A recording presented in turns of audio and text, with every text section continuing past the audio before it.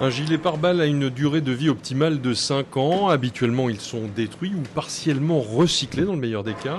Une association a lancé une opération de collecte auprès des polices municipales afin de les expédier pour la protection des civils en Ukraine. Et en fait, plutôt que de les détruire en les brûlant, on préfère donc du coup les envoyer en Ukraine à destination des civils pour les protéger directement. On est à plus de 3000 gilets pare-balles envoyés en Ukraine et également en Arménie parce qu'on se mobilise aussi sur les événements en Arménie. Le gilet pare-balles fait désormais partie du paysage. Les forces de l'ordre s'équipent pour travailler au quotidien. Alors ce qui se passe, c'est que d'une fois qu'il a été utilisé, c'est une matière qui est souple, le Kevlar, à la fois résistant et souple.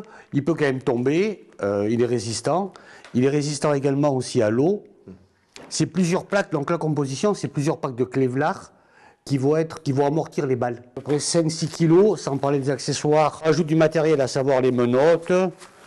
Ça, c'est un étui pour mettre la gazeuse et tout ce qui est les petits accessoires à côté. Les gilets restent efficaces au-delà de la durée d'usage préconisée. Nous avons une autre utilisation au service des populations. Cette hyperconsommation systématique avec les durées de préemption sont quand même très particulières à nos sociétés occidentales. C'est une trentaine de gilets que la police municipale de Limoges a remis à l'association. Ces gilets vont être traités en Bretagne et transiteront par la Pologne avant la remise aux autorités ukrainiennes.